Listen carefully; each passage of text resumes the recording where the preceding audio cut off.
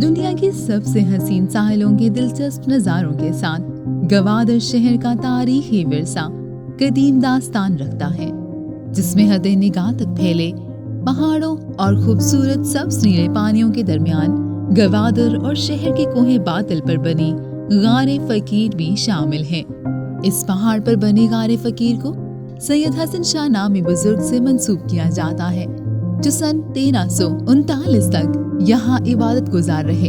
इस गार के 7 दरवाजे थे, जिनमें से 4 अब भी मौजूद हैं। पहाड़ पर इन गारों में हवा के लिए मुख्तलिफ मकामात भी मौजूद हैं।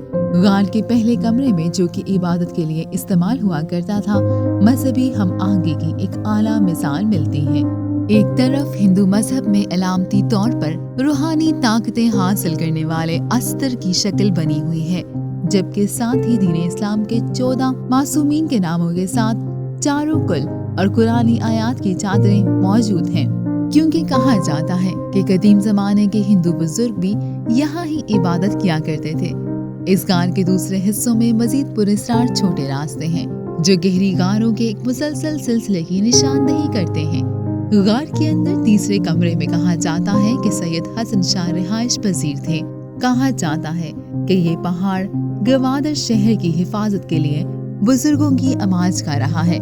यहाँ इस गार से पहले कदीम आस्ताना हजरत शेख अब्दुल कादिर जिलानी भी वाक़ई है, जबकि सदियों पुरानी रवायात के मुताबिक कोहे बातिल को शहर की हिफाजत के लिए वॉच टावर के तौर पर इस्तेमाल किया जाता था, और आज भी कोहे बातिल पर जाने के लिए 715 सीढ़ियां बनाई गई हैं, जो पहाड़ की चोटी तक मुकामी रिहायशियों को किसी भी कुदरती आफत, सुनामी या तूफान के पेश नज़र पनाहगाह मुयस्सर करने के लिए इस्तेमाल की जाती हैं।